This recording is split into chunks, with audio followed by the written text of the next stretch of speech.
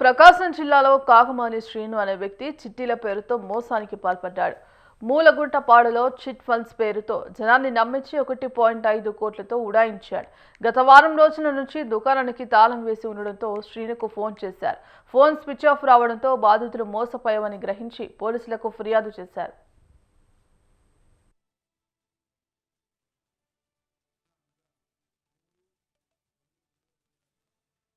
సింగరాయకొండ మండలం మూలగుంటపాడు పంచాయతీకి సంబంధించి విద్యానగర్లో ఉన్నటువంటి కొంతమంది బాధితులు సుమారు ఒక 26 మంది పోలీస్ స్టేషన్కి వచ్చి ఒక ఫిర్యాదు ఇచ్చారండి. ఆ ఫిర్యాదు ఏంటంటే కాకుమాని శ్రీను అనే వ్యక్తి చిట్టీల పేరుతో మోసం చేసి సుమారుగా 1,56,00,000 మోసం చేసి తీసుకుని ఫ్యామిలీతో సహా పారిపోయారని చెప్పి మాకు రిపోర్ట్ ఇచ్చారండి. దాన్ని బేస్ చేసుకుని మేము అతని మీద కేసు నమోదు చేయడం జరిగింది. ప్రస్తుతం అతని కోసం మేము గాలిస్తున్నాము.